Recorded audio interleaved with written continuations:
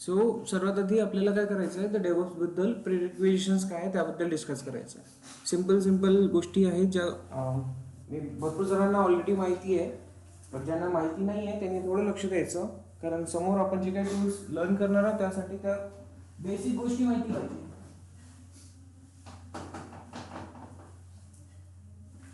डेव्हऑप्स बद्दल आपण थोडं बेसिक्स अंडरस्टूड करू आता.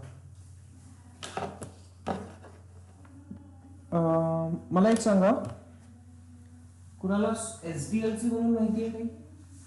Software development life cycle. जे पण कोडिंग रिलेटेड कोणी काम केलं असेल किंवा आता लर्न करत आहात त्यांना माहिती असायला पाहिजे की काय सॉफ्टवेअर डेव्हलपमेंट लाईफ सायकल. तर हे आता आपण जे काही काम करतोय हे सगळं काम कुठे होणार आहे?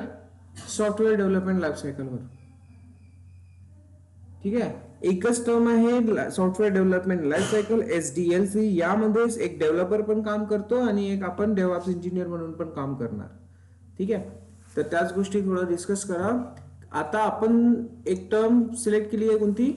डेव्हऑप्स, राईट? ठीक आहे, पण हा डेव्हऑप्स म्हणजे काय आणि डेव्हऑप्स इंजिनियरचं काय काम असते, याला लागणारे प्रिरिक्विजिशन्स काय काय आहेत ते आपण चेक करणार आहोत. सर्वात आधी डिस्कस करू की याला काय काय गोष्टी रिक्वायर्ड आहेत. ठीक आहे, रिक्वायर्ड कोणत्या कोणत्या गोष्टी आहेत, तर फर्स्ट टर्म आहे म्हणजेच ते लिनक्स, जे की तुम्ही लर्न करताय. का बरं आहे ते समोर जाऊन क्लिअर होईल. आता लिनक्स तुम्ही कशावर लर्न करताय? कोणते कोणते लिनक्स डिस्ट्रीब्युशन यूज केले तुम्ही आतापर्यंत? CentOS, boss. तुम्हाला उबंतू बद्दल माहिती आहे? RHEL बद्दल माहिती आहे? आहे ना माहिती? ठीक आहे. अमेझॉन लिनक्स माहिती आहे? कोणत्या फॅमिलीमध्ये येतो? अमेझॉन लिनक्स हे कोणत्या फॅमिलीमध्ये येतं?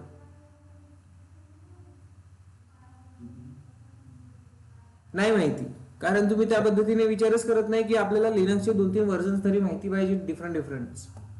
जर मला RHEL मिळालं तर मी कसं काम करणार, उबंतू मिळालं तर मी कसं काम करणार, नाही आयडिया तुम्हाला. ठीक आहे, आणि जर हा क्वेश्चन आला की आपल्याला अमेझॉन लिनक्स मशीन यूज करतोय तर ती कोणत्या फॅमिलीमध्ये येते? ती येते रेड हॅट फॅमिलीमध्ये, कारण तिथे RHEL चा जो काही कोड आहे, जो बनलेला आहे अमेझॉन लिनक्स, तो बनलेला आहे कशावर? RHEL फॅमिलीमध्ये. ह्या बेसिक गोष्टी आहेत ज्या तुम्हाला माहिती पाहिजे, नाहीतर आपण अमेझॉन लिनक्सची इमेज क्रिएट करणार बट त्यामध्ये आपण कमांड्स कोणत्या रन करणार माहिती नाही, असं नको व्हायला.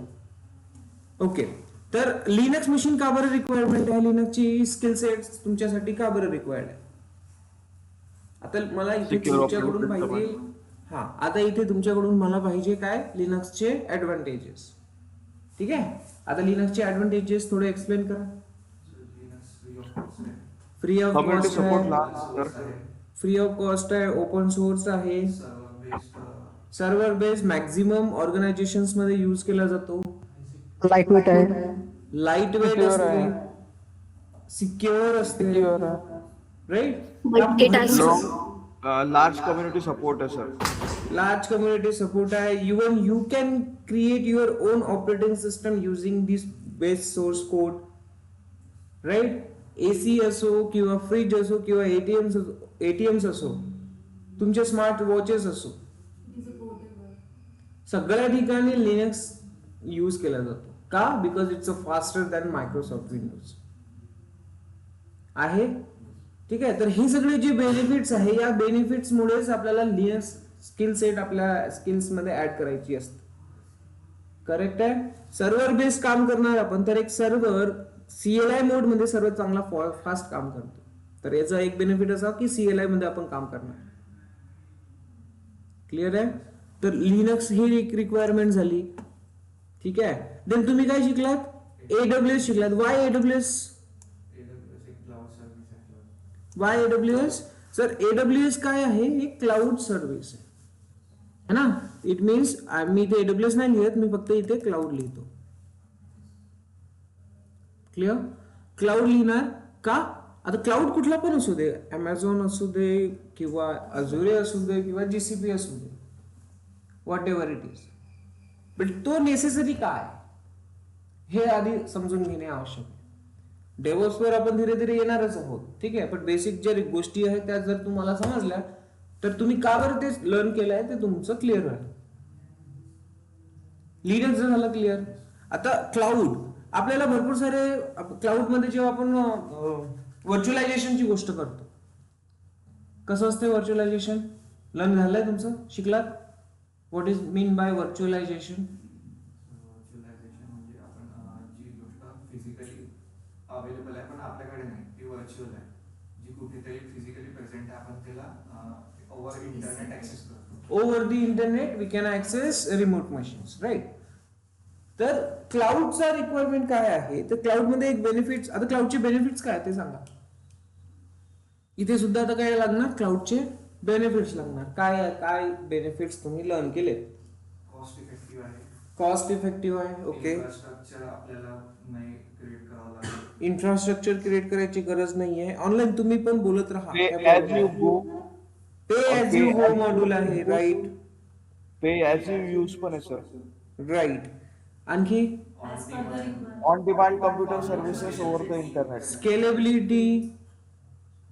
आणखी failure protection. Failure protection, very good. This one is the important. Maintenance free.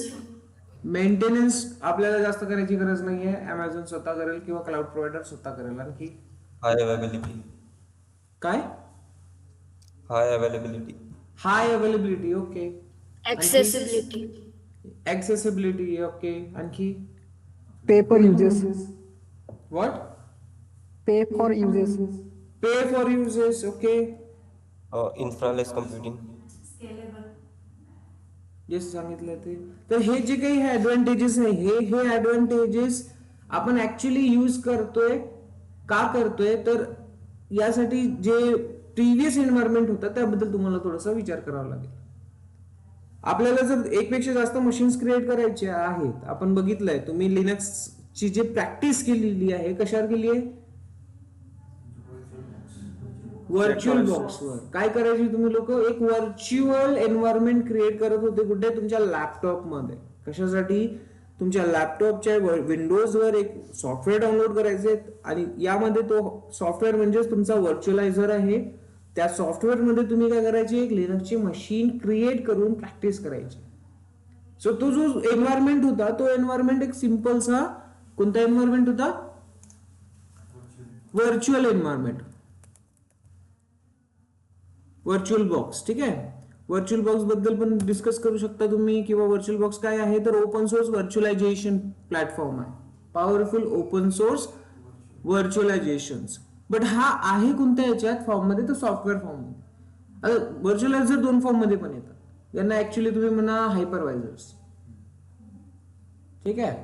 यांना काय म्हणणार तुम्ही, ऍक्च्युली हायपरवायझर्स म्हणू शकता. Virtualisation is the good one, good word, ठीक आहे.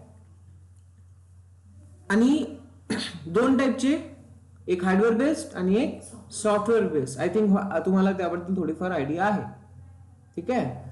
तर आपण जो यूज करतोय सॉफ्टवेअर बेस्ड केलेला आहे आपला व्हर्च्युअल बॉक्स. आणि या व्हर्च्युअल बॉक्स मध्ये तुम्ही काय करणार, एक व्हर्च्युअल मशीन्स क्रिएट करणार. व्हॉट इज व्हर्च्युअल मशीन, तर व्हर्च्युअल मशीन एक अशी मशीन असते जे तुम्ही काय करता, एका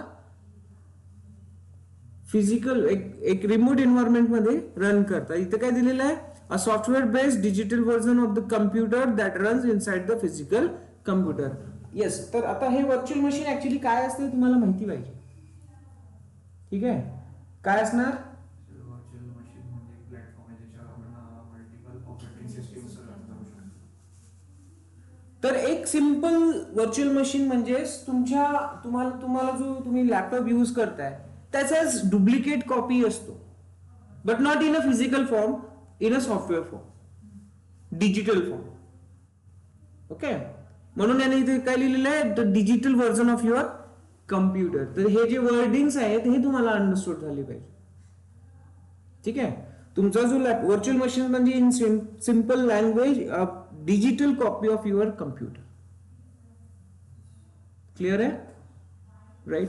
तर ही जी डिजिटल कॉपी तुम्ही क्रिएट करता ही कुठेतरी करावी लागेल क्रिएट. तुम्ही तुमच्या लॅपटॉप मध्ये करताय, व्हर्च्युअल बॉक्स मध्ये करताय, तर ही जी व्हर्च्युअल बॉक्स मध्ये करताय यामध्ये काही लिमिटेशन्स आहे. तुमच्या लॅपटॉप मध्ये आता आपण काय करतोय, व्हर्च्युअल बॉक्स इन्स्टॉल करतोय आणि त्यामध्ये एक व्हर्च्युअल मशीन क्रिएट करतोय. पण तुमच्या लॅपटॉप मध्ये काय असते, हार्डवेअर असते. ऑनलाईन सर्वांना आवाज येतोय प्रॉपर? हो. ओके. सो आपल्या लॅपटॉप मध्ये हार्डवेअर असतं, काय असते, एक 8 GB रॅम असायला पाहिजे. 8 GB रॅम असते किंवा 500 GB स्टोरेज असतं. आपल्या लॅपटॉप मध्ये आपण व्हर्च्युअल बॉक्सवर तेवढ्याच मशीन्स क्रिएट करू शकतो जेवढे रॅम आपल्याकडे अवेलेबल आहे किंवा जेवढे स्टोरेज आपण यूज करतोय. विंडोजला रन करण्यासाठी, ठीक आहे, सिंपलची टर्म आहे, जर आपण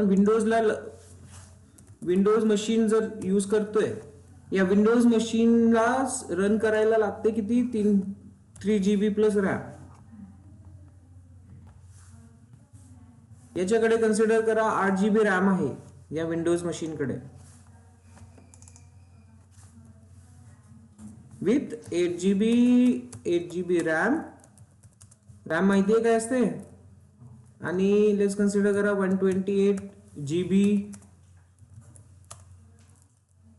रोम असेल. रॅम आणि रोमचं तुम्ही ते क्लिअर करून घ्या. बट याला स्वतःला हा रन करण्यासाठी, विंडोज ऑपरेटिंग सिस्टमला रन करण्यासाठी रिक्वायर्ड असते ऑलमोस्ट 3 GB रॅम. किती? 3 GB रॅम. मग वाजली किती? 5 GB. आता 5 GB मध्ये तुम्ही एक व्हर्च्युअल मशीन, इथे व्हर्च्युअल बॉक्स इन्स्टॉल करणार आणि व्हर्च्युअल मशीन क्रिएट करणार. व्हर्च्युअल मशीन क्रिएट केली आहे तुम्ही इथे VM. याला तुम्ही रॅम किती देणार, depends on your work, right. तुम्ही 1 GB देऊ शकता, 20 GB 50 GB स्टोरेज देऊ शकता. बट हे किती क्रिएट करणार तुम्ही मग मशीन्स किती क्रिएट होऊ शकणार इथे? 5 GB रॅम आहे, ती तुम्हाला जेवढ्या मशीन्सला अलॉट करता येईल तेवढ्याच मशीन तुम्ही क्रिएट करू शकता, त्यापेक्षा जास्त करू शकत नाही. तर इथे लिमिटेशन्स कशात आहे, हार्डवेअर्स मध्ये आहेत. जर तुम्हाला हार्डवेअर आवश्यक आहे एक्स्ट्रा, तर तुम्हाला परचेस करून आणावी लागेल, तर कॉस्टिंग जास्त आहे, इन्व्हेस्टमेंट जास्त आहे. त्यामुळेच आपण फिजिकल जे व्हर्च्युअलायझेशन आहे ते अवॉइड करतो, ते करत नाही. बरोबर आहे. त्यामुळेच आपण आता यूज काय करतोय, क्लाउड. आता क्लाउड मध्ये येण्याचा रिझन एकच आहे की हा जो काही एन्व्हायरमेंट आहे, हा एन्व्हायरमेंट आपल्याला याचा विचारही करायची गरज नाही. हा सगळा एन्व्हायरमेंट कोण हँडल करतं, क्लाउड क्लाउड. ठीक आहे. आज 5 सास तुम्ही शिकलात, बरोबर. आज 5 सास मध्ये हेच आहे की हे जे काही आहे हे सगळं फिजिकल एन्व्हायरमेंट कोण हँडल करतं, IaaS, IaaS, PaaS and SaaS. If you see the diagrams here,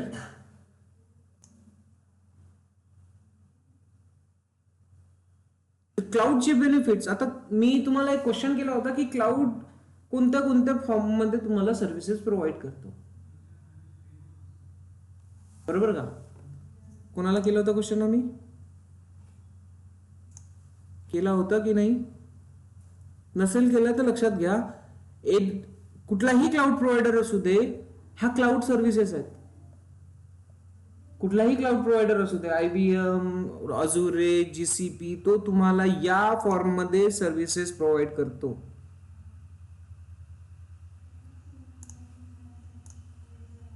कोणत्या फॉर्म मध्ये सर्व्हिसेस प्रोव्हाइड करणार? या फॉर्म मध्ये. तर त्याचे बेसिकली 3 फॉर्म्स असतात. हा तर ऑन प्रिमाइसेस आहे, जो की आपण आता बघितला. नेटवर्किंग पासून storage, server, virtualization, even OS, middleware, run time. Middleware means virtualizer. ठीक आहे.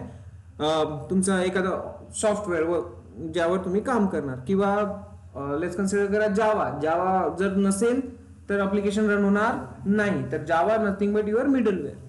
ठीक आहे. हे तुम्हाला अंडरस्टूड होतं आधीपासून, पक्का?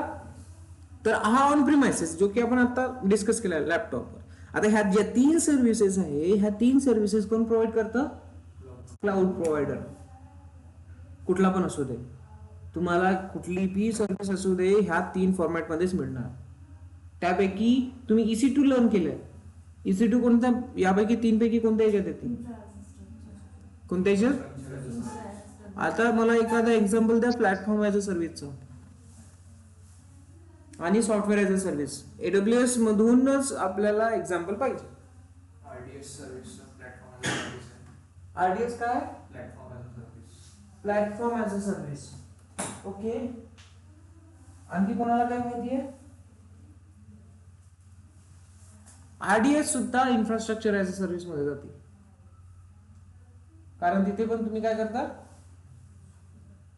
त्याला परचेस करता, इन्स्टन्स परचेस करता RDS चा. आणखी सांगा, सॉफ्टवेअर ऍज अ सर्व्हिस मध्ये सांगा, प्लॅटफॉर्म ऍज अ सर्व्हिस मध्ये सांगा. सॉफ्टवेअर ऍज अ सर्व्हिस मध्ये जीमेल येऊ शकतं. सॉफ्टवेअर ऍज अ सर्व्हिस मध्ये जीमेल येऊ शकतं गुगलचं, बरोबर. आणखी नाही तर असे जे ईमेल सर्व्हिसेस आहे ना, AWS कडे पण आहे software as a service. Sir Google docs पण येऊ शकतं ना? Google drive software as a service, Google docs. Google docs पण. तर हे जे काही आपण यूज करतो ना गुगलचे product as a software, but it's in a cloud, it's a cloud services. 15 GB storage भेटतं तुम्हाला, त्याच्यात जीमेल असतं. जीमेल मध्ये करतो काय, आपण अकाउंट क्रिएट करतो आणि त्याला यूज करतो डायरेक्ट. आणखी काही एक्स्ट्रा करायची गरज असते का? नाही. तर that's nothing but what, software as a service. Platform as a service मध्ये काय येईल? तुम्ही इलास्टिक बिनस्टॅक ऐकलाय? Yes, platform as a service मध्ये सर आपण वेबसाईट होस्ट करतो, तो एक प्लॅटफॉर्म असतो. तुम्हाला जसं टॉमकॅट की माहितीये? हेरोकू. तुम्हाला टॉमकॅट माहितीये? टॉमकॅट काय, एक टूल आहे, एक वेब सर्व्हर Server आहे, आहे. त्यामध्ये तुमची एखादी ऍप्लिकेशन रन होते, तर that is nothing but a platform as a service. तर अशा सर्व्हिसेस AWS कडे अवेलेबल आहे. 5 सर्व्हिस इन AWS. तर यामध्ये 2-3 तुम्हाला मिळतील नावे, जे की तुम्ही चेक करू शकता. RDS चं नाव दिलेलं आहे यांनी प्लॅटफॉर्म ऍज अ सर्व्हिस मध्ये. इलास्टिक बिनस्टॅक दिलेला आहे, Amazon EMR दिलेला आहे बिग डेटा साठी. हे आपण यूज करत नाही हा, ठीक आहे. हा, बिनस्टॅक तुम्ही यूज करू शकता ऑटोमेशन मध्ये, but it just a simple examples की तुम्ही हे यूज करू शकता. प्लॅटफॉर्म DynamoDB प्लॅटफॉर्म मध्ये जातं, डेटाबेसेस प्लॅटफॉर्म्स मध्ये जातं. बेनिफिट्स काय आहेत ते, फोकस ऑन कोड. आता हे सगळे तुम्हाला आसपास ऑलरेडी तुम्ही लर्न केलेले आहेत, मला यामध्ये जास्त डीप मध्ये जायचं नाहीये. व्हर्च्युअलायझर आपण काय यूज करतोय, क्लाउड आपण काय यूज करतोय, हे डिस्कस झालं. क्लिअर आहे तुम्ही थॉट्स क्लिअर आहेत. आता इथे तुम्ही काय करताय, इन्फ्रास्ट्रक्चर ऍज अ सर्व्हिस मध्ये बघा, हार्डवेअर आपण यूज करतोय का? नाही. इथपर्यंत कोण काम करतंय? क्लाउड प्रोव्हायडर काम करताय इन्फ्रास्ट्रक्चर ऍज अ सर्व्हिस मध्ये. तर तुम्ही चेक केलं असणार, AWS मध्ये गेल्यानंतर, EC2 मध्ये गेल्यानंतर तुम्हाला नवीन स्टोरेजेस जे काही आहे तुमच्या रिक्वायरमेंट नुसार घेता येईल, पण ते मॅनेज करायची गरज आहे का? नाही. वाटेल तेवढं घेऊ शकतो आपण, 20 GB 50 GB. फक्त तो तेवढा तुम्हाला रेंट लावेल, ठीक आहे. तो काय करेल, तो तेवढा तुम्हाला पे एज यू गो मॉडल, जितना यूज करोगे उतना ही आपको कॉस्टिंग मिलेगा, बरोबर ना? हा, तो ते रेंटेड सर्व्हिसेस आहे. आपण जसं आपला रूम देतोय एखाद्याला रेंटवर, तशाच पद्धतीने AWS आपल्याला काय देतोय, रेंटेड सर्व्हिसेस देतोय. त्याने घर बनवून ठेवलेलं आहे, एक रूम करून तो सर्वांना रेंटवर चढवतोय. सिंपल कन्सेप्ट आहे, रेंटेड सर्व्हिस. क्लिअर आहे? सो क्लाउड, आता ही इन्फ्रास्ट्रक्चर वाली जो आपली झंझट होती, ती सगळी झंझट आपली गायब झाली. त्यामुळे आपण काय यूज करतो आता, क्लाउड. आता हा जो एक लिनक्स मशीन आपण क्रिएट करतो इकडे, हा लिनक्स मशीन जर आपण क्लाउड मध्ये क्रिएट केला तर आपल्याला काही हार्डवेअरची रिक्वायरमेंट आहे का? हार्डवेअर बद्दल टेन्शन घ्यायची गरज आहे का? नाहीये. So this 2 things are most important things. कळलं? तुम्ही हे दोन गोष्टी का बरं लर्न केल्या तर समजलं. ठीक आहे. आता ह्या दोघांचं काम काय आहे हे डेव्हऑप्स मध्ये. तर डेव्हऑप्सचे सगळे टूल्स, आता मला एक सांगा, एक आपल्याला ऍप्लिकेशन होस्ट करायची तर कुठे करणार तुम्ही. तुम्हाला एक सर्व्हर पाहिजे, तुम्हाला एक सर्व्हर पाहिजे आपली ऍप्लिकेशन होस्ट करण्यासाठी. कोणता सर्व्हर यूज करणार. लिनक्स मशीन वाला सर्व्हर. आता तो लिनक्स मशीन कुठे असायला पाहिजे. क्लाउड वर असला पाहिजे. काय रे तुम्ही लोक, आता आपण तेच डिस्कस करतोय ना. कुठे असला पाहिजे. क्लाउड वर असला पाहिजे, कारण आपल्याला इन्फ्रास्ट्रक्चर रिलेटेड कुठली इश्यू नको. सपोर्ट पण हवा. दोन गोष्टी क्लिअर आहे. सर्व्हर पाहिजे लिनक्स वाला, कुठे असला पाहिजे. क्लाउड वर असला पाहिजे. ऍप्लिकेशन होस्ट करायची. आता याच्या नंतरच्या ज्या काही गोष्टी असणार आहे ऍप्लिकेशन साठी, इंटिग्रेशन, मल्टिपल टूल्स, हे सगळे टूल्स कुठे ऍक्च्युली आपल्याला युज करायचे. क्लाउड वर युज करायचे. क्लाउड मध्ये. कुठे युज करणार आहोत. क्लाउड मध्ये. तर आता डेव्हऑप्स इंजिनियर का बरं क्लाउडवर, डेव्हऑप्स साठी का बरं क्लाउड इम्पॉर्टंट आहे समजलं. इथे कुठलाही टूल असू दे, मेनली आपण काम करतोय क्लाउडवरच. डेव्हऑप्स वर जो कुठलाही टूल असू दे, मार्केटमध्ये या दुनियात कुठलेही टूल्स असू दे, ऍक्च्युली कुठे काम करणार. क्लाउडवर. तर आता हे डेव्हऑप्स काय आहे. तर हे डेव्हऑप्स कुठली अशी टेक्नॉलॉजी नाहीये, काही नाहीये. ते सिंपल एक वे ऑफ वर्किंग आहे. काय वे ऑफ वर्किंग. याचा एक प्रॉपर वर्ड जो यूज केला जातो तो मेथडॉलॉजी म्हणून यूज केला जातो. काय मेथडॉलॉजी. मेथड वर्किंग करायची मेथड, सिंपल काम करायची पद्धत आपल्या मराठी भाषेत. तर या पद्धतीला नाव काय दिलेलं आहे. डेव्हऑप्स. समजलं. क्लिअर झालं थॉट्स. इझी आहे की कठीण आहे. यस, ऑनलाईन मध्ये इझी आहे की कठीण आहे. इझी आहे. आता तुम्ही दोन गोष्टी तर लर्न केलेल्याच आहात. आता ह्या क्लाउड मध्ये तुम्हाला ऑटोमेशन यूज करायचं आहे. वेगवेगळे टूल्स कशी यूज करणार, तुमची ऍप्लिकेशन तुम्ही ऍक्च्युली लिनक्स मशीनवर कशी डिप्लॉय करणार ते अंडरस्टूड करायचं. EC2 इन्स्टन्स तुम्हाला क्रिएट करायचं आहे, बट ते EC2 इन्स्टन्स तुम्ही मॅन्युअली, आपल्याला 100 क्रिएट करायचे तर मॅन्युअली करणार का तुम्ही. 100 इन्स्टन्सेस जर क्रिएट करायचे आहे तर मॅन्युअली करणार का. नाही. तुम्हाला एका टाइमाला तुम्हाला RDS पण पाहिजे, तुम्हाला लोड बॅलन्सर पण पाहिजे, VPC पण क्रिएट झाला पाहिजे, सबनेट्स पण असायला पाहिजे. हे सगळ्या गोष्टी तुम्ही करणार तर तुम्हाला महिना लागून जाईल क्रिएट करायला AWS वर. मग ते जर आपल्याला फास्ट प्रोसेस मध्ये करायचं असेल तर कसं करणार.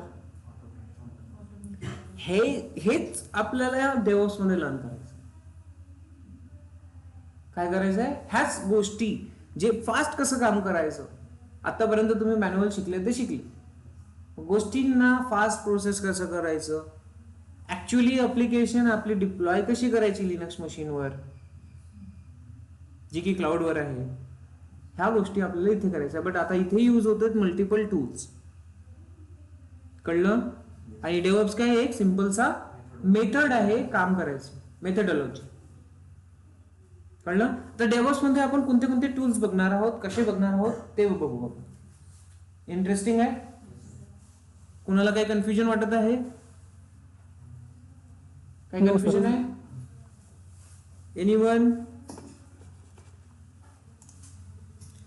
एवढा कन्सेप्ट तुम्हाला समजला. टूल्स बद्दल डिस्कस करण्याआधी आपण काय करू. आता हे जे आपण काम करतोय, ऍप्लिकेशन डिप्लॉय करतोय, तर ऍक्च्युली कुठे काम करतोय ते माहिती पाहिजे. तर ते म्हणजेच काय, तर सॉफ्टवेअर डेव्हलपमेंट लाईफ सायकल. काय असेल. Software development life cycle. तर एक काम करतो मी, हे थोडंसं आय थिंक तुम्हाला समजलंय, तर मी याला कट करतो. ठीक आहे.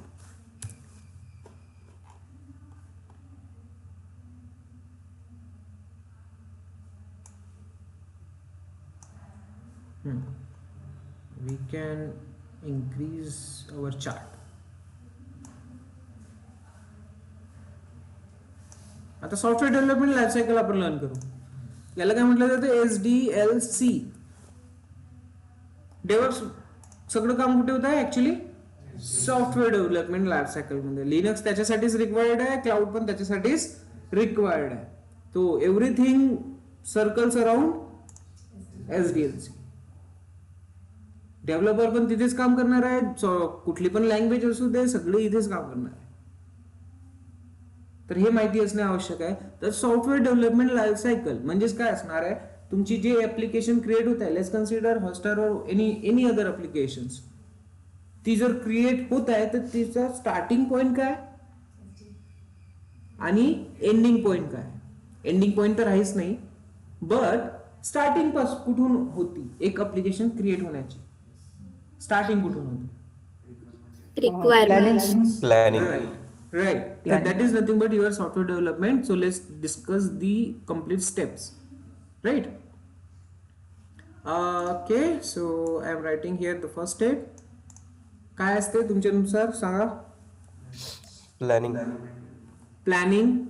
आणखी तुम्ही काय करता, रिक्वायरमेंट्स काय आहे. Requirements. येस, रिक्वायरमेंट्स तुम्ही चेक करणार की आपल्याला आवश्यक काय आहे, तुमची लँग्वेज कोणती यूज करायची आहे, तुमचे टूल्स कोणते यूज करायचे आहे. ह्या सगळ्या गोष्टी तुम्हाला एका पेन पेपर घेऊन किंवा डॉक्युमेंटवर टाईप करून ठेवून द्यावं लागेल. पूर्ण प्लॅनिंग करावी लागेल. राईट. तर इथे एकच गोष्ट येते, प्लॅनिंग. Plan, PLA, plan. ठीक आहे.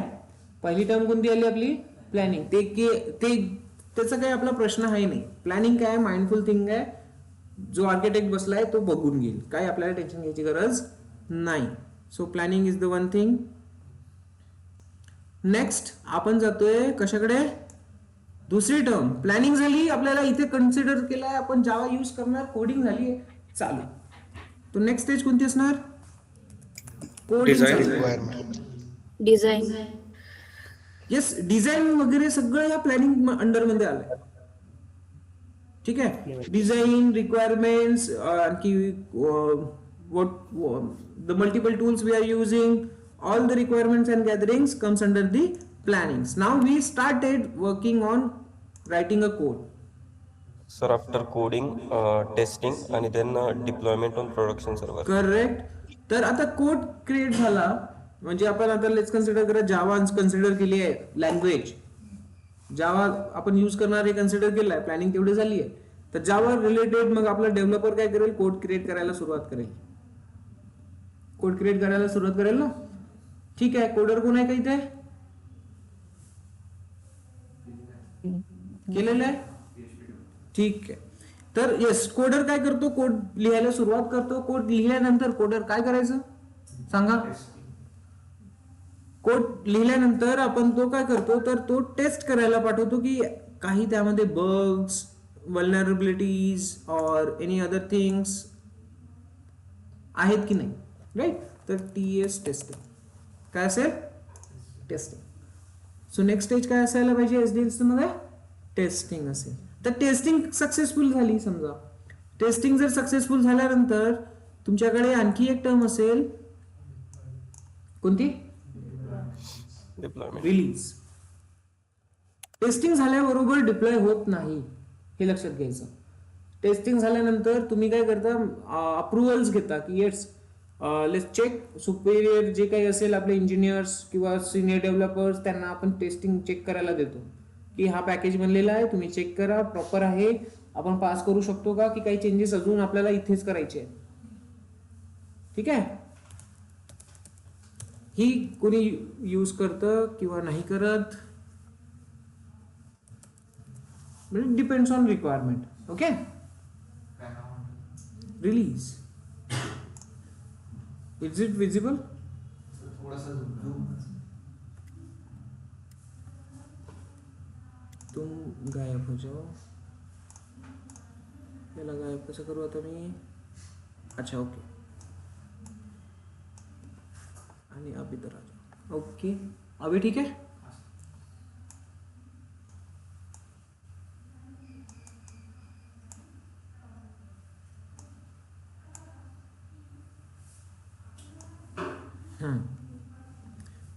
ठीक आहे. रिलीज झाल्यानंतर नेक्स्ट स्टेप असेल आपली, आता इथे असेल आपलं डिप्लॉयमेंट. कोणती, डिप्लॉयमेंट. आता डिप्लॉयमेंट कोण करणार? डेव्हलपर करत नाही. हे झालं इथपर्यंतचं काम असेल डेव्हलपरचं. कुठलं? हे एवढं काम असेल डेव्हलपरचं. आणि इथून आता समोर काम होतं एका क्लाउड इंजिनियरचं, एका डेव्हलप इंजिनियरचं. कळलं? ठीक आहे. तर डिप्लॉयमेंट मध्ये आपण मल्टिपल टूल्स यूज करणार आहोत डेव्हऑप्स मध्ये. ते पण आपण थोड्या वेळात बघून घेऊ.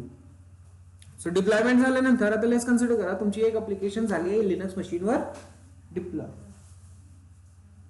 हॉटस्टार जर आपल्याकडे अवेलेबल आहे, तुम्ही हे नोट केलं असेल की त्यामध्ये काही ना काही अपडेट्स होत असतात. कुठली पण ऍप्लिकेशन असू द्या, होत असतात रेग्युलर बेसिसवर. होतात की नाही? येतात ना अपडेट्स. गुगल ड्राईव्ह मध्ये, प्ले स्टोर मधून अपडेट करावं लागतं. ऍप्लिकेशन सेम असते पण त्यामध्ये काही ना काही नवीन नवीन गोष्टी ऍड होतात. त्याला काय म्हटलं जाते? S3 मध्ये सेम फाईल तुम्ही युज करता पण त्यामध्ये हर रोज नवीन नवीन कंटेंट ऍड करता आणि त्याला सेव्ह करता. काय असतं ते? त्याला व्हर्जन्स म्हणतात. तर तुम्ही जे ऍप्लिकेशन अपडेट करता ना, ऍक्च्युली तुम्ही नवीन व्हर्जन अपडेट करता ऍप्लिकेशनचा. ठीक आहे ना? पण कसं का पॉसिबल होते? आणि ते जर नवीन अपडेट टाकायचे असेल तर कसे टाकायचे? तर ते असते कॉन्फिगरेशन. काय असते? कॉन्फिगरेशन्स. इथे एक टर्म आपण आणखी यूज करू, कॉन्फिगरेशन मॅनेजमेंट. कॉन्फिगरेशन झाली, बट आता हे कन्सिडर करा की तुमची अप्लिकेशन, हॉटस्टार बद्दल डिस्कस करू आता आपण. इंडिया पाकिस्तान मॅच चालू आहे, 5, 6, 8 वर्षा पुराणी गोष्ट कन्सिडर करू. काय होईल? विराट कोहली आला बॅटिंग करायला, त्यानंतर हॉटस्टार कसा व्हायचं? हॉटस्टार क्रॅश होऊन जायचं. 5, 6, 8 वर्ष पुराणी गोष्ट. विराट कोहली बॅटिंग करायला आलाय, इंडिया पाकिस्तान मॅच चालू आहे आणि हॉटस्टार झाला क्रॅश. Buffer buffer buffer. का बरं इश्यू आले ते? ट्रॅफिक आला. आणि हे हॉटस्टारला कळलं कसं? कारण हॉटस्टारने काय केलंय, असे काही इंजिनियर्स त्याला कंटिन्यू वॉच करायला लावलेले आहेत.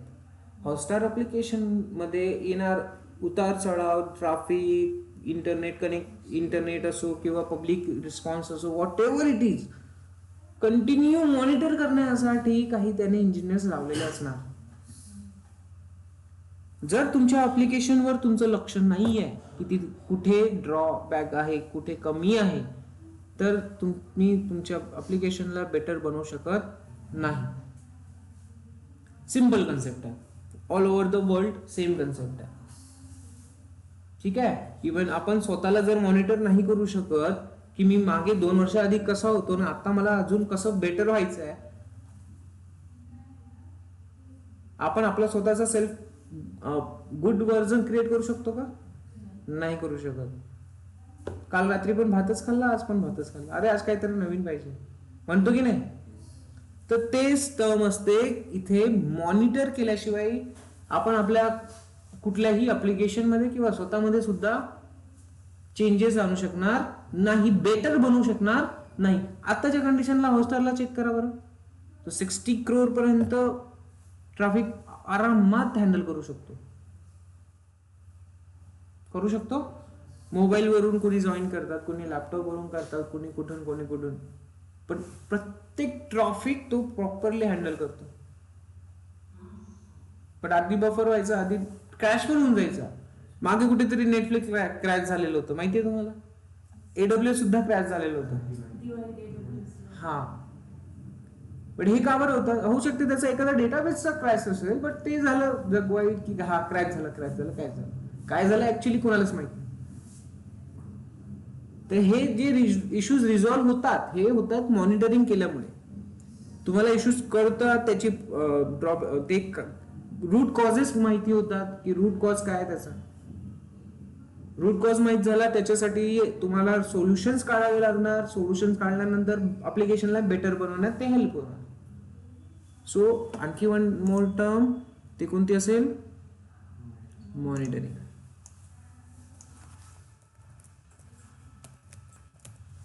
आणि मॉनिटरिंग तुम्ही AWS मध्ये लर्न केलेलं आहे कोणतं? Cloud watch. सगळे रिसोर्सेस तुम्ही मॉनिटर करता, येणारं नेटवर्क, जाणारं नेटवर्क, रॅम किती युटिलाइज झाली, CPU किती युटिलाइज झालं, सगळ्या गोष्टी तुम्ही चेक करता. तर ते सर्वात जास्त इम्पॉर्टंट काम आहे. कळलं? स्टार्टिंगला तुम्हाला त्या पद्धतीचे जॉबचा ऑफर होऊ शकतात. असं नाही म्हणायचं की बाबा फक्त मॉनिटरिंगचं काम. अरे ते सर्वात जास्त इम्पॉर्टंट आहे. रात्रभर जागत राहावं लागतं शिफ्टमध्ये. 24 घंटे काम असतं ते.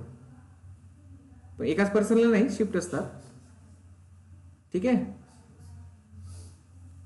कारण if you didn't monitor well, your application will not get better. ठीक आहे. तर एवढ्या साऱ्या स्टेप्स आहेत SDLC मध्ये. आता आपण ह्या डिस्कस करू डेव्हऑप्स टर्म्स मध्ये. ठीक आहे. लेट्स कन्सिडर करा डेव्हऑप्स. हा, आता हे जे काही टर्म्स होते, ह्या रिलीजच्या या साईडच्या 3 टर्म्स आणि या डेव्हलपमेंटच्या या साईडच्या 3 टर्म्स. आता ह्या इथे जी टीम काम करते, 2 डिफरंट टीम्स काम करतात.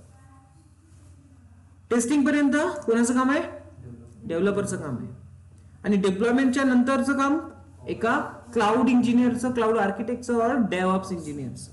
क्लाउड इंजिनियर तर आता डेव्हऑप्स इंजिनियर आलेले आहेत. क्लाउड इंजिनियर आपल्याला दिसत नाही, डायरेक्ट क्लाउड आर्किटेक्ट दिसतात, जे की डिझाईन्स क्रिएट करतात.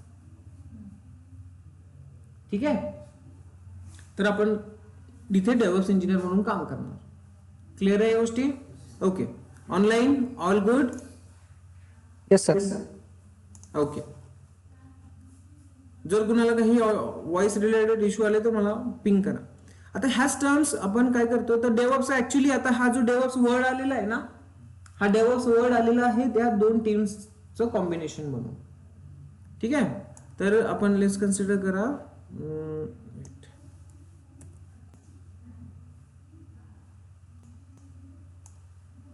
Come here.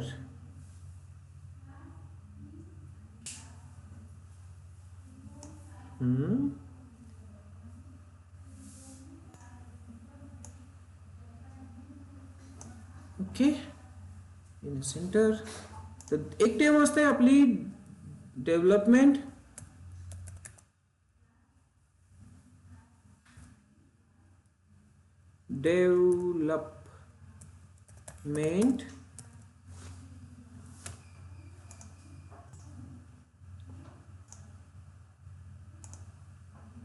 आणि दुसरी टर्म असते कोणती?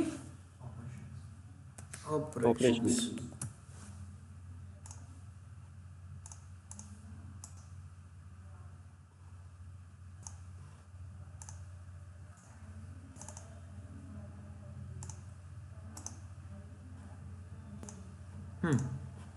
क्लिअर आहे.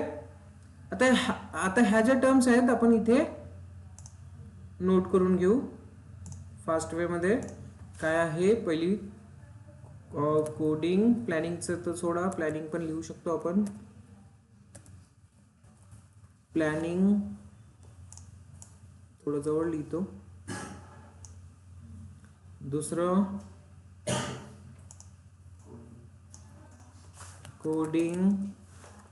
थर्ड, आता मी तुम्हाला सांगणार आहोत की टूल्स आपण कोणते कोणते यूज करणार.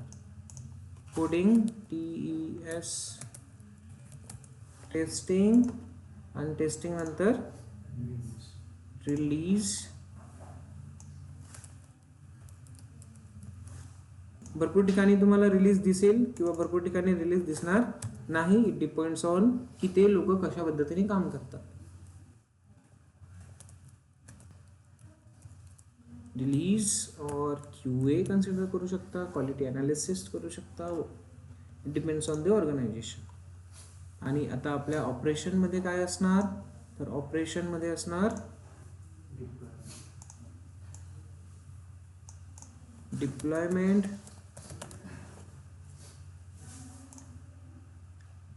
डिप्लॉयमेंट नंतर होऊ शकते कॉन्फिगरेशन.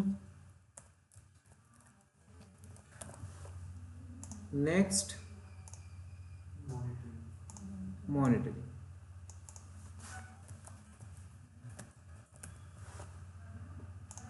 ठीक आहे. तर ह्या टर्म्स आहेत ज्या तुम्हाला DevOps मध्ये लर्न करायचे आहे. सर्वांना क्लिअर आहे. आता आपण काय करू, DevOps ऍक्च्युली काय आहे तर एक मेथड आहे जे की कॉम्बिनेशन आहे मल्टिपल टूल्स. ठीक आहे. तुम्हाला DevOps ची चांगली डेफिनेशन काढायची आहे. मी सांगितलंय समजून की आहे काय ऍक्च्युली DevOps. तर तुमचा चांगला डेफिनेशन असला पाहिजे DevOpsचा, क्लाउडचा पण लिनक्सचा पण प्रॉपर डेफिनेशन्स असले पाहिजे तुमच्याकडे, तुमच्या लँग्वेजमध्ये रट्टा मारलेले नाही. आता मी माझ्या लँग्वेजमध्ये समजवलं तुम्हाला, तर तुम्ही तुमच्या लँग्वेजमध्ये समजवायचं कुणाला, इंटरव्ह्यूअरला किंवा मला. क्लिअर आहे? ओके. सो हिअर आता प्लॅनिंग तर करतोय आपण ऑन पेपर, किंवा यासाठी एक टूल यूज तुम्ही करू शकता, जिरा. कोणता नाव ऐकलंय का? जिरा. प्लॅनिंग, प्रोजेक्ट मॅनेजमेंट इथे होतं जिरामध्ये. क्लिअर? ओके. दुसरं आहे let's consider creator coding create करताय, कोडिंग मॅनेज करताय, तर इथे यूज केलं जातं SCM. काय यूज केलं जातं? Source code management. आता ते सोर्स कोड मॅनेजमेंट म्हणजे काय? SCM, source code management tool use केलं जातं, जे असतं गिट आणि गिटहब. मल्टिपल टूल्स आहेत, ते नंतर आपण बघू. गिट तर कॉमन आहे, गिटहब, गिटलॅब किंवा बिटबकेट ते चेंज होतात. कळलं? नेक्स्ट टेस्टिंग कशाने करणार आपण? काय कॉमन टूल्स माहिती आहे तुम्हाला? टेस्टिंग साठी कोणते कॉमन टूल्स माहिती आहे तुम्हाला? सोनार क्यूब. Yes, Selenium. सोनार क्यूब, सेलेनियम. Robot framework. हा मल्टिपल टूल्स आहेत, बट जे पॉप्युलरली आपल्याला, मला माहिती आहे किंवा बाकीचे नॉर्मल पर्सनला माहिती आहे तेवढे लिहितोय. ठीक आहे. नेक्स्ट रिलीज मध्ये इथे सुद्धा जिरा किंवा सर्व्हिस नाव वगैरे यूज केलं जातं. हे छोटे टूल्स आहेत, काही प्रॉब्लेम नाहीये. किंवा हा लेट्स कन्सिडर करा सर्व्हिस नाव और जिरा. ठीक आहे. आला टर्म समजलं? तर इथपर्यंत असते तुमच्या डेव्हलपमेंटमध्ये काम, डेव्हलपरचं काम. बट आता एक कन्सिडर करा, आता इकडचे टूल्स पण आपण चेक करून घेऊ. ऑपरेशन टीम, डिप्लॉयमेंटमध्ये डिप्लॉय करणार तुम्ही कशावर? EC2 इन्स्टन्सवर. तर AWS EC2 इथे लिहू शकता, AWS EC2 लिहू शकता. बट आपल्याला EC2 लिहायचं नाहीये, आपण ॲज अ डेव्हऑप्स इंजिनियर काम करणार. तर डेव्हऑप्स इंजिनियर कोणते टूल्स यूज करणार? Docker Kubernetes. ऍप्लिकेशन कुठे डिप्लॉय होणार? डॉकर कुबरनेटिस थ्रू होणार, कुबरनेटिस इंजिनवर. आणि जर इथे तुम्हाला AWS ची सर्व्हिस लिहायची असेल कुबरनेटिस आली तर काय लिहिणार? Amazon elastic Kubernetes service, EKS लिहितो आपण. ठीक आहे. बट मी सध्याच्या कंडिशनला कुबरनेटिस लिहितो, कारण क्लाउड आपला कुठला पण असू शकतो. Docker for containerization and for management Kubernetes. Clear आहे? डॉकर कुबरनेटिस यूज केला जातो for the deployment purpose.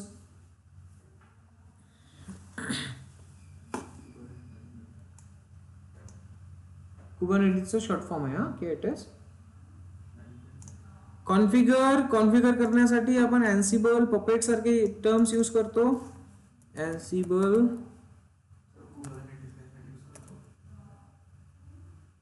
Kubernetes मॅनेजमेंटसाठी. हा, पण ते एक पेअर आहे, डॉकर कुबरनेटिसची पेअर असती, त्या थ्रूच डिप्लॉयमेंट होतं. ठीक आहे. एका इन्स्टन्स मध्ये एक छोटी इमेज क्रिएट होती आणि त्यामध्ये तुमचा ऍप्लिकेशन रन होतो, जे की डॉकर कुबरनेटिस थ्रू पॉसिबल आहे. आता ते काय, कसं आहे, काय ते आपण बघणार आहोत. तर सर्वात मोठा टॉपिक जो तुमच्या डेव्हलप्स मध्ये आहे तो डॉकर कुबरनेटिसच आहे, सर्वात मोठा topic. So be prepare your self. Puppet,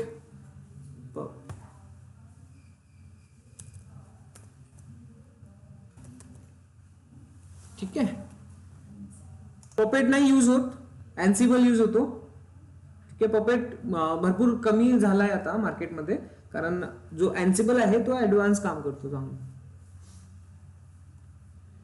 आणि देन मॉनिटरिंग मध्ये तुम्ही क्लाउड वस्तू ऑलरेडी लर्न केलेलं आहे. प्रत्येक क्लाउड मध्ये त्यांची सर्व्हिस अवेलेबल आहे. But yes, here you can go with Grafana. Prometheus, Yes, Grafana. Grafana plus Prometheus.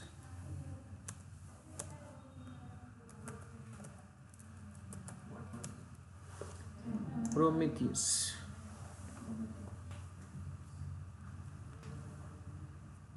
ठीक आहे, आलं लक्षात एवढं? हा. आता मला एक सांगा, इथे डेव्हऑप्स मध्ये दोन टीम्स काम करतायत, एक डिप्लॉयमेंट आणि ऑपरेशन टीम्स. आता इथे एक चेक करा की ह्या प्रत्येक टूल सेपरेट वर्क करतोय. SCM चा तो कोडिंग झाल्यावर तो काय करणार, गिटहब मध्ये ऍड करणार. मग ह्या टेस्टिंग टीमला माहिती होईल का? नाही होणार. टेस्टिंग टीमला एखादा मेल जाणार, बट तो त्यावेळेस अवेलेबल आहे नाही आहे, टेस्टर काम करणार नाही करणार, don't know. Same goes with the other काय स्टेप्स. ठीक आहे. तर इथे काय असतं, ह्या सर्वांसोबत एक इंटिग्रेशन क्रिएट केला जातं की जसा कोड क्रिएट झाला गिटहब मध्ये आला त्यानंतर लगेच काय होईल, सोनार क्यूब टेस्ट करायला सुरुवात करेल. आलं लक्षात? टेस्ट करायला सुरुवात करेल. येस, तिथे एक कोडिंग टेस्टिंग बिल्डिंग मी विसरलोय, एक टीम आपल्याला इथे ऍड करावी लागेल. इथे पण एक टर्म ऍड करा टेस्टिंग नंतर. कोणती?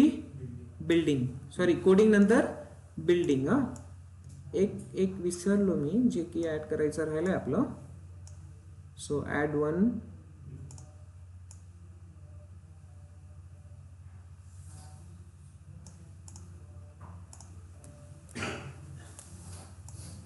Here building. ओके. सो इथे मला एक ऍड करायचं आहे, कोणता? बिल्डिंग. सॉरी, हे इथे नाही, कोडिंगच्या नंतर.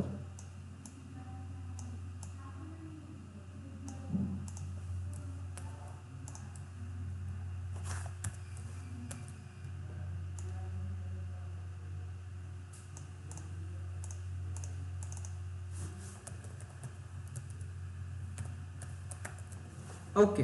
हा, कोडिंग झाल्यानंतर काय होतं, टर्म बिल्डिंग टर्म पण थोडस चेक करून घ्या. कोडिंग झाल्यानंतर काय होतं, तर मल्टिपल फाईल्स असतात कोडिंग्स मध्ये. ओके. तर एक त्या मल्टिपल फाईल्सचा एक पॅकेज क्रिएट करणे म्हणजेच बिल्डिंग प्रोसेस. ठीक आहे. मल्टिपल फाईल्सला जेव्हा तुमच्या कोडिंग्स मधल्या ज्या काही फाईल्स असतात, HTML, CSS, जावास्क्रिप्टच्या भरपूर साऱ्या फाईल्स असतात, फॉर्म फाईल असतात किंवा SRC वगैरे भरपूर काही असते. तर त्यांचा एक कंबाईन कॉम्बिनेशन म्हणजेच तुमची एक अप्लिकेशन. क्लिअर ना? कंबाईन कॉम्बिनेशन म्हणजे तुमचा एक अप्लिकेशन. सो तो कंबाईन कॉम्बिनेशन एक पॅकेज, आर्टिफॅक्ट, वेगवेगळे नाव घेऊ शकतो आपण. तर आपण कन्सिडर करू पॅकेज. पॅकेज हा बनवण्यासाठी एक टर्म इथे एक स्टेज असते, ते कोणती आहे? Building stage. आणि इथे जो टूल यूज होतो तो मेवन होतो, जर जावा बेस्ड असेल तर मेवन. ठीक आहे. जे की मी मिस केलंय, पण तुम्ही ऍड करा. आलं लक्षात एवढं? ओके. तर आता आपलं कम्प्लीट आहे. तर कोडिंग लिहिणार, कोडिंग लिहिल्यानंतर SCM मध्ये टाकणार. बट जे बिल्डिंग टीम असेल त्यांना काही माहित असणार नाही, तो कोडचा पॅकेज क्रिएट होणार नाही. पॅकेज क्रिएट होणार नाही तर सोनार टेस्टिंग कडे जाणार नाही आणि नंतरची प्रोसेस होणार नाही. तर ह्या सगळ्या गोष्टींमध्ये आता इथे यूज केला जातो इंटिग्रेशन. काय करतात, ज्या पद्धतीने इथे जसा पण कोड पुश होणार, एक डेव्हलपरने जसं आपण कोड क्रिएट केलेला आहे त्याचं काम संपलं तर लगेच कोणाकडे जायला पाहिजे? मेवन कडे. मेवनने त्याचा पॅकेज क्रिएट करायला पाहिजे विदिन अ मिनिट. कोड आल्या ठीक आहे, आणि लगेच देन पॅकेज क्रिएट झाल्यानंतर कोणाकडे जायला पाहिजे, तो सेलेनियम किंवा सोनार क्यूब कडे जायला पाहिजे आणि ते टेस्ट व्हायला पाहिजे. तर हे जे काही आहे याला आपण इंटिग्रेशन क्रिएट करणार, आणि देन हे काम झाल्यानंतर तो ऑपरेशन टीम कडे पण यायला पाहिजे. पॅकेज जो इथे क्रिएट झाला आहे, टेस्ट झाला, देन त्यानंतर तो सर्व्हिस नाव थ्रू इकडे कुठेकडे माहिती होईल, यांना माहिती होईल की येस आपलं काम झालेलं आहे, पॅकेज क्रिएट आहे, चला डिप्लॉयमेंट चालू करा. बरोबर ना. तर हे सगळं कम्युनिकेशन कशा थ्रू होणार, हे सगळं इंटिग्रेशन, याला या पोर्शन साइडला इंटिग्रेशन म्हणतात आणि या पोर्शन साइडला डिप्लॉयमेंट म्हणतात. ठीक आहे. तर हे पॉसिबल होतं, कॉमन टूल यूज होतो जो की जेनकिंग्स. कोणता tool? जेनकिंग्स.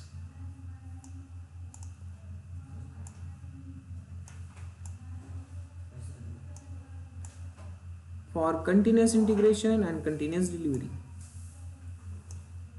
Continuous integration and continuous delivery. याला तुम्ही जेनकिंग्स जरी नाही लिहिलं, ठीक आहे, CI/CD लिहिलं तरी चालेल, बट येस मी याच्या खाली लिहितो CI/CD.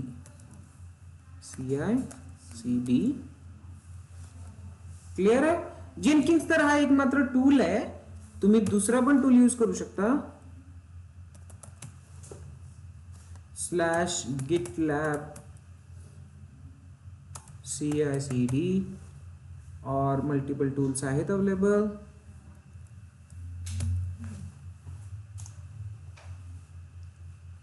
क्लिअर. ओके. तर हा टूल करतो काय, तर या सगळे टूल्स कुठे इंटिग्रेटेड असणार?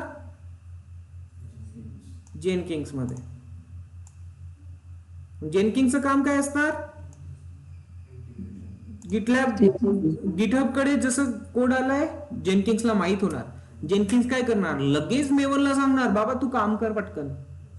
मेवनचं काम झाल्यानंतर जेनकिंग्स परत अगेन कुणाला सांगणार, इन्फॉर्मेशन कुणाला देणार, सोनार क्यूब कडे जाणार लगेच, आणि बाकी सगळ्या टर्म्स ऑटोमेटेड होईल युजिंग जेनकिंग्स. आलं. तर हा पोर्शन आहे कंटिन्युअस इंटिग्रेशन वाला पोर्शन. आता हे टर्म्स आपल्या ऑपरेशन टीम कडे पाठवायचं काम सुद्धा कोणाचं आहे? जेनकिंग्स. तो जेनकिंग्स आपला हे काम सुद्धा करेल. ठीक आहे. हे सुद्धा इथे कॉन्फिगर्ड असेल, अँसिबल सुद्धा इथे कॉन्फिगर्ड असेल जेनकिंग्स मध्ये, आणि ग्राफन प्रोमेथियस सुद्धा इथे कॉन्फिगर्ड असेल. जसं डिप्लॉयमेंट झालं, मॉनिटरिंग होत आहे, तर त्याला मॉनिटरिंग करायचं काम कोणाकडे असणार? ग्राफन प्रोमेथियस किंवा क्लाउड वॉच कडे असणार. तर हे सगळं काम कोण करून घेतं? मग आपला एकमात्र टूल CI/CD टूल. तो one side continuous integration, second side continuous delivery और डिप्लॉयमेंट. कंटिन्युअस डिलिव्हरी और डिप्लॉयमेंट. तर हा या प्रोसेसने तुम्हाला वर्क करायचं आहे. आता समजलं का? घाबरले? सर एवढे सारे टूल्स, आमच्या डोक्याचं काय होईल? हा एक मिनिट, घाबरलात का? सांगा पटकन. Yes online? नाही सर. जे घाबरले ते लेफ्ट केलं का? ओके. इथे घाबरतात मुलं, खरंच लेफ्ट करतात म्हणून विचारलं.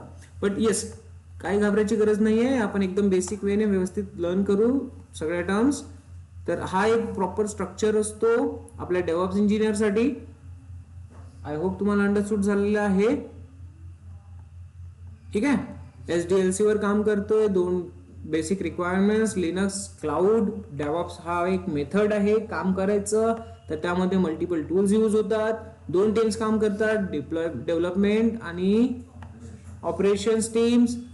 आणि हे DEV डेव आणि OPS, तर ह्याचं दोघांचं कॉम्बिनेशन, इनिशियल कॉम्बिनेशन मिळून काय बनलंय? डेव्हऑप्स बनलेलं आहे. आणि यामध्ये मल्टिपल जे टूल्स होतात, one side integration, one side delivery, continuous delivery. Multiple tools आहेत, ते तुम्हाला यूज करायचे, जेनकिंग्स मध्ये कॉन्फिगर करायचे आणि यूज करायचे. आपण सेपरेट बघू. जेनकिंगचा यूज कसा होतो ते सुद्धा आपण प्रॉपर बघणार. क्लिअर? इथपर्यंत कोणाला काही इश्यू आहे सांगा. सर्व गोष्टी क्लिअर? पक्का? आता मला एक सांगा, हा जो काही तुम्ही स्ट्रक्चर क्रिएट करणार आहात, कुठे करणार आहात? क्लाउड वर क्रिएट करणार आहात. ह्या सगळ्या गोष्टी, हे सगळे टूल्स कुठे यूज करणार आहात? क्लाउड वर. तर इथे तुमचं ऑटो स्केलिंग पण असलं पाहिजे लिनक्स मशीनचं, है ना? लोड बॅलन्सिंग पण असली पाहिजे, व्हीपीसी पण असला पाहिजे, आरडीएस पण असले पाहिजे. हे सगळ्या गोष्टी लागणार आहात, आहे की नाही? मग हे सगळ्या गोष्टी जर तुम्हाला लागतायत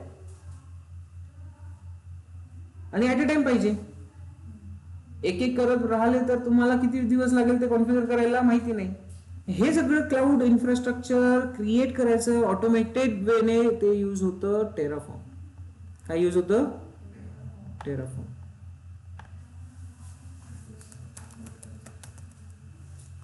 Which tool we are using? Terraform.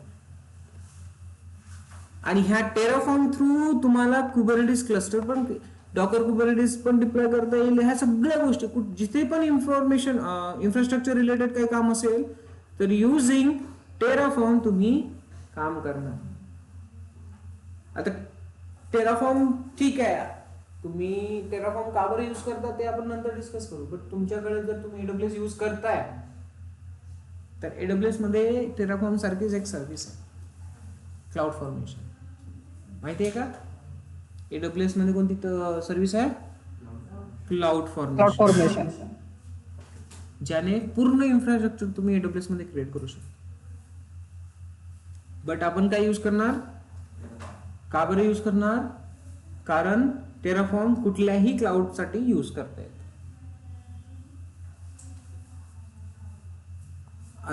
I hope की तुम्हाला बेसिक अंडरस्टँडिंग आली आहे. तुम्हाला काय करायचं आहे, कसं करायचं आहे, क्लिअर? तर इथेच आजचा लेक्चर मी थांबवतोय.